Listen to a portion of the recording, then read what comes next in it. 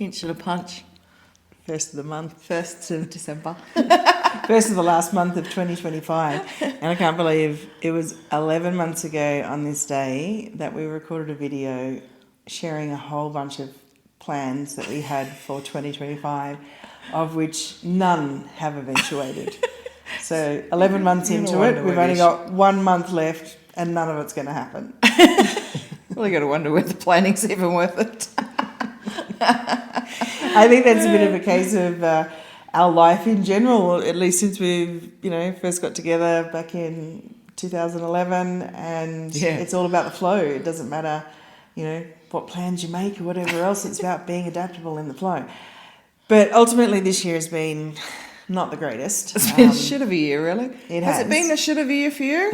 Let us know in the comments. Please do. I'm sure we'll get lots of comments. Yeah, look, there's been plenty of blessings too, and it's just been a difficult year. And we're talking emotionally, financially, mentally, physically. Definitely physically. Yeah, it's sort of...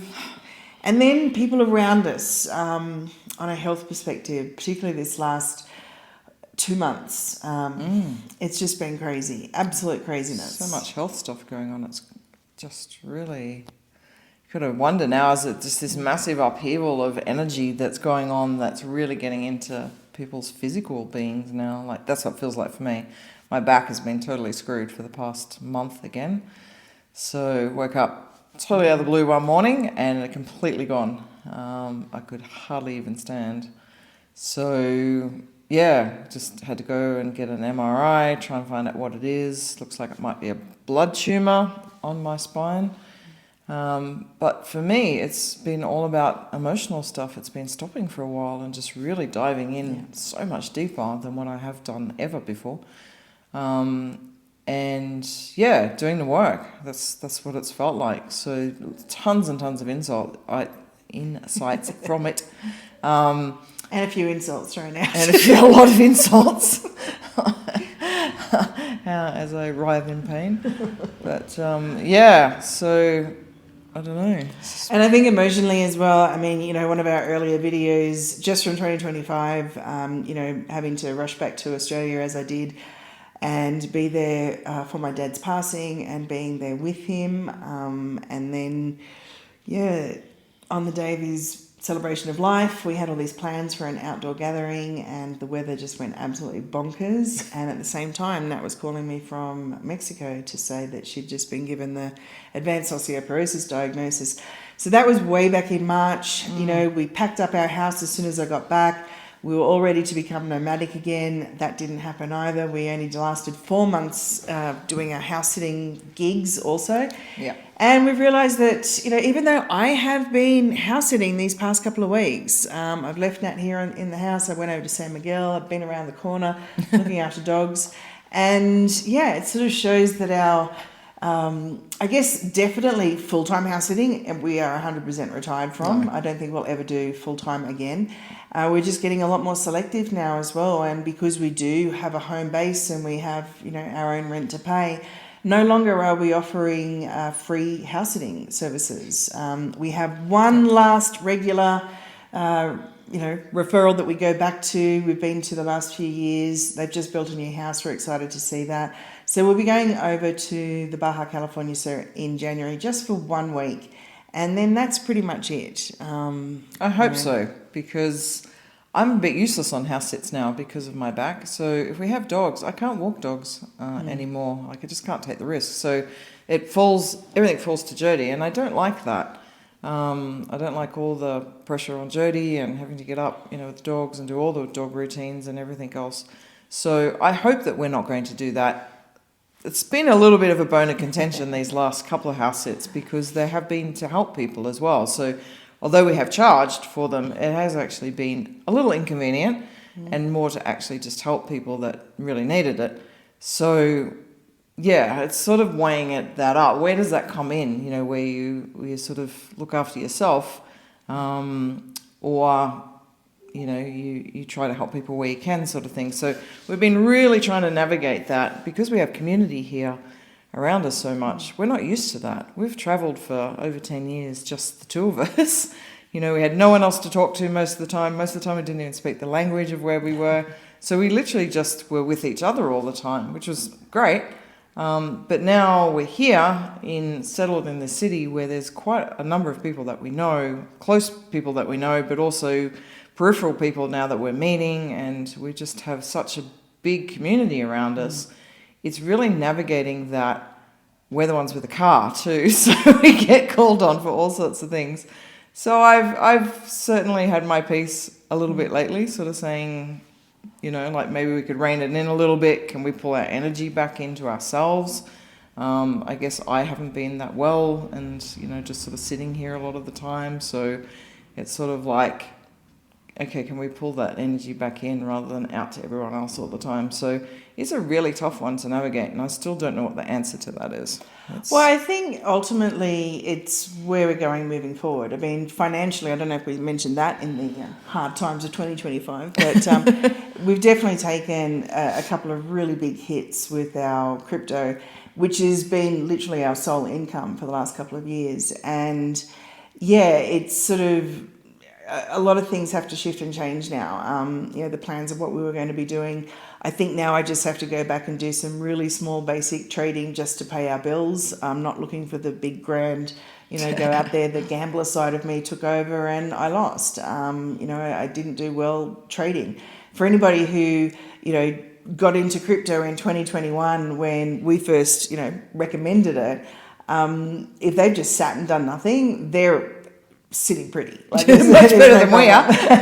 You know, this trading has been a really tough learning curve. It's definitely been very costly to learn trading. The equivalent of like 2 PhDs in cost. Yeah. But yes, you know, it's still there, it's still part, but we're also looking at other ways for income generation. And, you know, I was saying to Nat, it's like one of the things that she has been absolutely brilliant at over the years, and with the number of people that she's helped, and we're talking like years and years and years of holding space, and whether you call it intuitive guidance, coaching, whatever it may be, depends on what resonates for you. But, you know, we've really noticed with the people that we're meeting here and the new people coming to town, because we're working with our friend Angelito with some of his retreats, and we're getting, you know, new community members here all the time, and they're just talking about the importance of community, and knowing, you know, that there's people that you can rely upon. We've definitely shown that up in recent times with, you know, all sorts of different health issues that have been showing up. People falling off, you know, sidewalks and breaking an ankle, through to getting cancer diagnoses, and you know, hematoma. That's what it's called. Yeah. You know, taken from their brain. Like, just crazy stuff has been going on, including Nat's back, and it's been really good to be able to sort of rely on community. But we're also aware that, like Nat was saying, with the energy giving out, sometimes it's important to bring it back in. And, you know, if you're a giver by nature, and we know a lot of caregivers out there as well, always, you know, output, it's really important to be able to, you know, bring back into self as well. So I'm encouraging that to get back into what she's brilliant at, and hold space for people where, you know, with a bit of guidance, you know, you actually can see the truth of what's going on for you, where you're actually not being true to yourself, where you're maybe living a societal conditioning type of thing.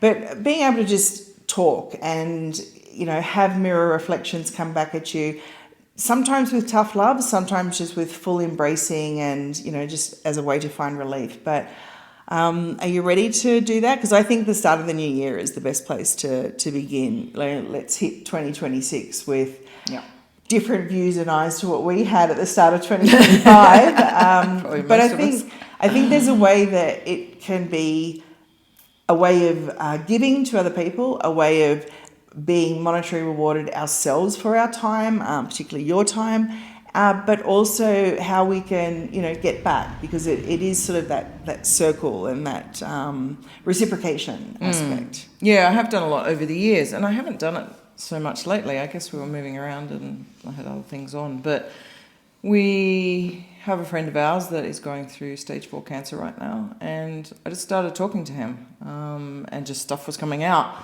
And we did many, many sessions together just recently. And he said, you should so do this, like, full time. And I was like, well, I used to. Like, that was the funny thing, was I used to do this. And I think it just really sparked with me again. I was like, I really do love this, where, I don't know, I just have this uncanny knack of being able to join dots together and see why things are playing out. So they're not random, they're perfectly aligned with what's happening for you in your life. And for some reason, I don't know, maybe that's the old detective in me or something. I just seem to be able to see things like that. But also the facilitation work that you've done, which is of balancing the mind. Nat is a qualified facilitator of mind balancing, but you've come a long way since then, where you're much more into the body, mind and spirit connection and balancing as well. The intuitive aspect. On that frequency element. Yeah, and I guess I've been really tuning in lately because of my back a lot more. I've been able to really tune into, is there a frequency of truth for each person, like that your soul resonates at? And when you get into that resonance, then everything just starts opening up for you. And I've really felt into that lately, and I've actually felt it for myself for the first time. I've actually felt, what is that resonance of truth for me? And I don't know, I was just doing a summit the other week, and just something really clicked with me finally, and I went, well, that's what that actually feels like now. I can actually feel what that's my soul actually feels like at that level of resonance and frequency. And it's just so interesting that all this frequency stuff is kind of starting to come up at the moment, and energy, because I'm really attracted to learning the handpan right now. Now, I used to play guitar for about a year back when I was in primary school. I've not picked up an instrument since then, other than to bash on my brother-in-law's drums every now and then. But yeah, it's just really calling me right now, and I think it's because it's the frequency and the resonance of it. Well, the other side of it as well is, we learnt many years ago, one of our good friends in Sydney is an intuitive, and she uses the horoscopes as her pathway to, teach her or gift her intuitive messages. And being an Aries, Nat's hands are actually her healing force. And we've talked a lot about kind of body work as such, but you've been drawn more to the handpan, I think, because it can actually, it's more of that resonance and that, that can travel further, that ripple effect as such. Definitely. And yeah, the other side of doing what you're doing in these recent weeks, you brought up to me as well, which was really kind of bad timing. It was like after I just took a pretty big loss that we really couldn't afford to lose. And you said to me that, doing trading is actually quite a selfish act. It's like just for yourself. And I've been sitting with that for a little while, and I think that I could take that really negatively, or I can just look at it, and I think that's where I'm sort of like, okay, I've got to drop all the greed aspect, and we need to make thousands of dollars to be able to afford our flights back to Australia, because we do have to go. In fact, Nat was supposed to go for Christmas. I'm supposed to be leaving in a week, but I'm not. But her back diagnosis has stopped that. She needs to see a neurosurgeon, and we have a medical certificate. But there was no refunds on those flights. We've got to push through to March. But it made me realise that, it's important for me to do what I'm doing at the moment just to pay our bills, so that there's sort of a creative element for other things to come in. But yeah, I really sat with that going, okay, for all the stuff that we've done over the years, we have helped, thousands of people around the world, from the day that we decided to open up or even just talk about international house sitting, when we were doing it ourselves, before we ever did the first Facebook group, before we ever created the first online video course, way back in 2013 and 2014, we have helped directly and indirectly more people than we will ever get to know. That has got a good feeling to it. But it's sort of a new season for us now. So, is doing crypto trading, which is just sort of self-serving, something that I need to continue? That's something I'm still sort of pondering. And, how is it that I can help? So we're moving into a new era and a new space, and we've got 1 month left of 2025. We want to see it out with a good, positive high and some good news, despite the fact that Nat's not going to be with her family for Christmas or her sister's 50th birthday. A little bit sad on that, but yeah, a little bit sad. That's okay. I'll see her in March, which is not long after her birthday, so that's fine. But it's interesting. 2026. You think 2025 was pretty full on. 2026 is actually going to be quite interesting too. It's actually the fire horse year. So I was just going to read just a little bit of this Facebook post that our friend Jen sent us.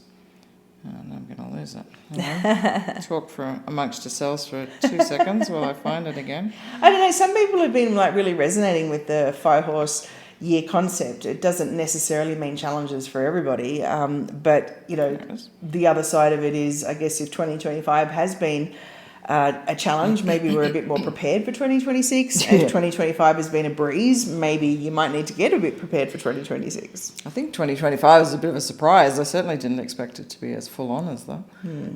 But anyway, 2026. So obviously it starts about February or March, Chinese, isn't it? Chinese. Yeah. It's the Asian fire horse year. So it says one of the most intense, rare, and powerful energies of the 60-year cycle.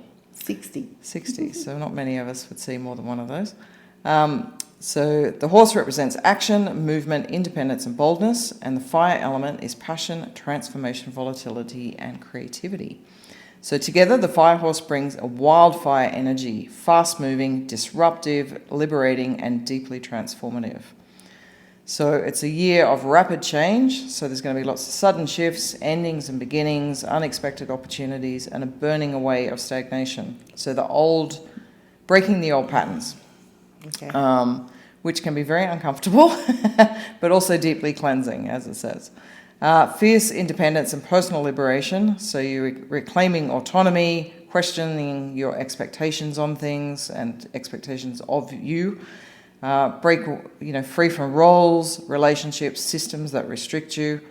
Creativity and courage, so new ventures, artistic expression, stepping into leadership. It's a time where the universe says, if there's ever was a time to be bold, this is it. And of course, purification by fire. So, purification, illumination, transformation. So our fire horse years bring spiritual heat, burning off illusions, false identities, and emotional weight.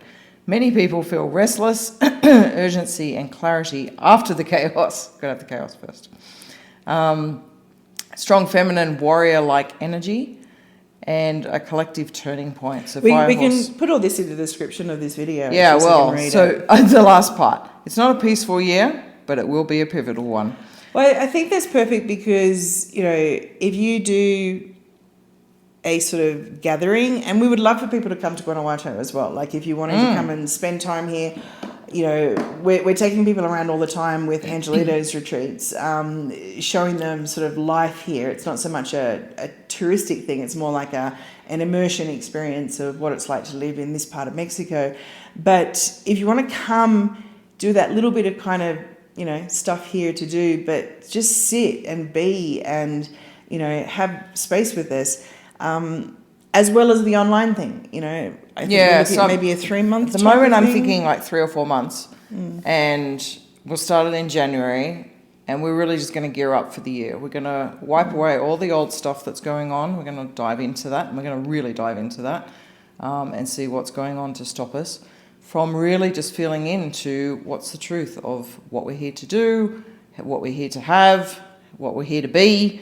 All those things. And we're going to use I do want to use the handpan stuff as well. I want to use the resonance of the handpan to really start to move some energy. So looking at the somatic stuff as well. With movement. I've been starting to do Qigong and things like that, and it's amazing the energy that you can feel from that. So I want to bring some of that stuff in to get the energy moving through the body, because the summit that I was doing the other day was just so impactful, because it talks about not just intellectualizing all these concepts, but actually integrating it into the physical body. And activating. And I believe that that's why my back is playing up as much as it is right now, because it's trying to release itself. So through that pain and through the stuckness that's there at the moment, it's actually trying to become alive again. So I do feel that this year, or this coming year, is for that. It's finally getting moving on all these different ideas and things that we might have going on. And part of that, I would like people to come here because we can hold circle and space for each other. We can do sound healings, and we can get around this amazing city because it's freaking incredible, this city.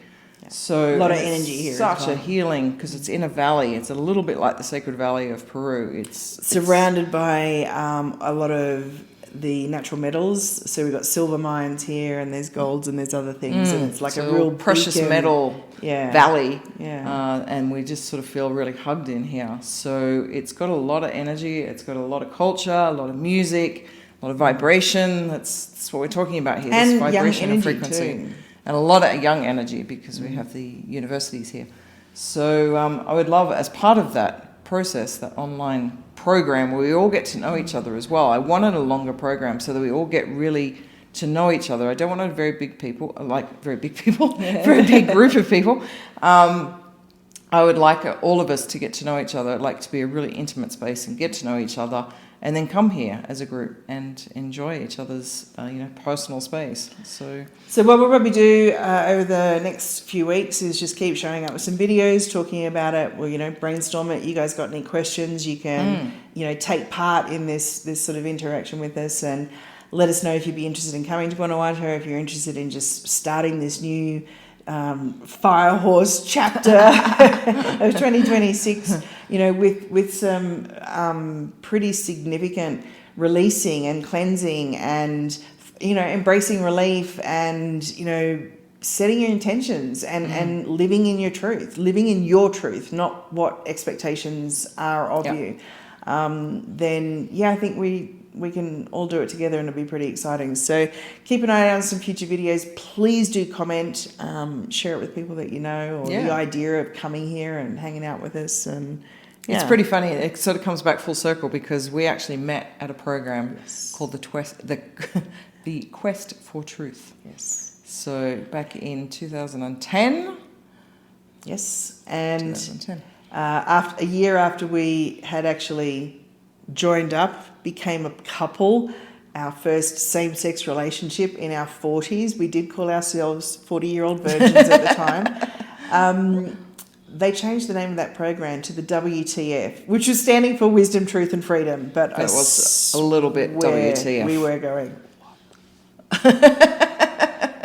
crazy stepping into our truth, and then had this most incredible experience of traveling the world for over 10 years, doing what we did. So we've stepped into it, we've lived it, we know all about it, and we'd love to open the doors to other people getting to have that opportunity. Yeah, just want to share it now. There's so much to share. It's crazy. So, all right, we'll see you in the next video, and we'll talk some more, but please share your thoughts in the comments below. Alrighty. Have a good day. Bye. Bye.